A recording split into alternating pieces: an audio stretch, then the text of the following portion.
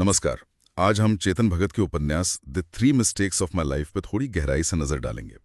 हमारे पास इस किताब से जुड़े कुछ अंश हैं, कुछ सारांश हैं और कोशिश रहेगी कि कहानी के जो मुख्य तत्व हैं, जो विषय हैं और किरदारों की महत्वाकांक्षाएं, उनको समझें। कहानी तो हम जानते हैं, अहमदाबाद में सेट है।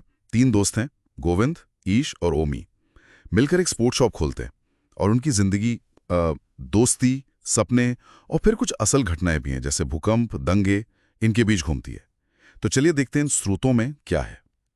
तो बेसलाइन ये है, गोविंद जो मतलब बिजनेस में कुछ करना चाहता है। हाँ, पैसा कमाना चाहिए। ईश है जिसको क्रिकेट से बहुत प्यार है, एकदम पैशनेट। बिल्कुल। और ओमी वो थोड़ा धर्म और दोस्ती के बीच फंसा हुआ सा लगता है ना? हाँ, उसका परिवार काफी धार्मिक है, तो वो एक कश्मकश है।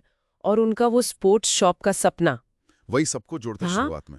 हाँ, और दिलचस्प बात यह है जो स्रोत बताते हैं कि ये कहानी सिर्फ इनकी दोस्ती या सपनों की नहीं है, ये उस वक्त की असल घटनाओं के बैकड्रॉप में है। गुजरात भूकंप, गोधरा दंगे। हाँ, वो बहुत बड़ा कॉन्टेक्स्ट है। बिल्कुल। तो कहानी उस समय के सामाजिक राजनीतिक तनाव को भी दिखाती है और कैसे ये सब इन तीनों की जिंदगी पर, उनके फैसलों पर असर डालता है। ये सिर्फ फिक्शन नहीं रह जाता फिर। हाँ, और किताब का नाम ही है 3 गलतियां। जी। तो जाहिर है गोविंद की वो 3 गलतियां कहानी के सेंटर में है।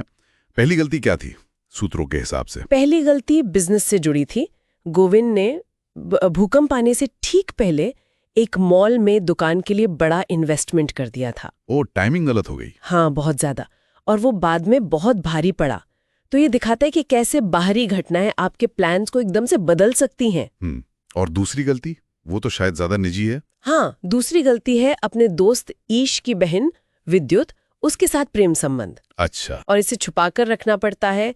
तो स्रोत कहते हैं कि ये न सिर्फ उनकी दोस्ती को खतरे में डालता है, हाँ, वो तो है ही, बल्कि गोविंद के अंदर भी एक नैतिक कश्मकश चलती रहती है। कुछ स्रोत ये भी कहते हैं कि ये वाला हिस्सा कहानी में शायद थोड़ा जल्दबाजी में दिखाया गया है। ओके, तो पहली बिजनेस की, दूसरी निजी रिश्ते की, तीसरी गलती, उसका क्या महत्व था? तीसरी गलती मेरे ख्याल से, और स्रोत भी मानते हैं, सबसे ज्यादा जटिल है। ये अली नाम की एक बहुत टैलेंटेड युवा क्रिकेटर से जुड़ी है जो मुस्लिम है। और दंगों के उस माहौल में गोविंद उसे बचाने में या तो हिचकिचाता है या देर कर देता है। और इसके परिणाम बहुत गंभीर होते हैं। ये सिर्फ एक चूक नहीं है, ये उस वक्त का डर, वो धार्मिक तनाव, उसका नतीजा है। मतलब कैसे सामाजिक दबाव आपके व्यक्तिगत साहस पर हावी हो सकता है। बिल्कुल, वही दिखाती है ये गलती।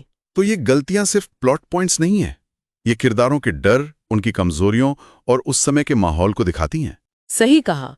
इरादे शायद नेक हों, पर हालात आपको कहीं और ही ले जाते हैं। और लिखने के स्टाइल के बारे में स्रोत क्या कहते हैं?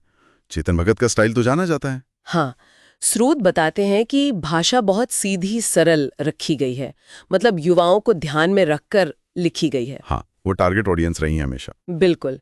और कहानी इमोशनली कनेक्ट करती है। युवाओं की जो उम्मीदें होती हैं, जो संघर्ष होते हैं, वो इसमें दिखते हैं। लेकिन क्या कुछ कमजोरियां भी बताई गई हैं स्रोतों में, जैसे कहानी की रफ्तार या अंत? हाँ, कुछ विश्लेषण ये कहते हैं कि कहानी कहीं कहीं शायद बीच में थोड़ी धीमी हो जाती है। अच्छा। और जैसा मैंने पहले कहा, कुछ लोगों को गोविंद विद्युत की प्रेम कहानी थोड़ी जल्दबाजी में लगी।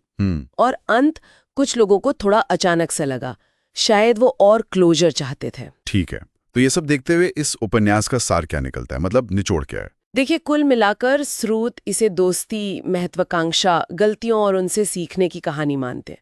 ये दिखाता है कि हाँ, जिंदगी में झटके लगते हैं, फैसले गलत हो जाते हैं, पर क्या हम उनसे कुछ सीखते हैं, क्या आगे बढ़ पाते हैं, ये अहम है। तो ये सिर्फ 3 दोस्तों की कहानी से कई ज्यादा है। ये उस दौर के भारत का और युवाओं के सामने जो चुनौतियां थीं, उसकी एक झलक है। बिल्कुल, सपनों और हकीकत के बीच का टकराव। और ये एक जरूरी सवाल भी उठाता है, जिस पर शायद स्रोत भी इशारा करते हैं, कि जब आपकी अपनी महत्वाकांक्षाएं, आपके सपने समाज की बड़ी उथल-पुथल वाली सच्चाइयों से टकराते हैं, तो इंसान क्या करे? कहाँ खड़ा हो? हाँ, क्या वो अपने सपनों के पीछे भागे या फिर वो जो बाहरी दबाव है उनके आगे झुक जाए? ये सोचने वाली बात है ना?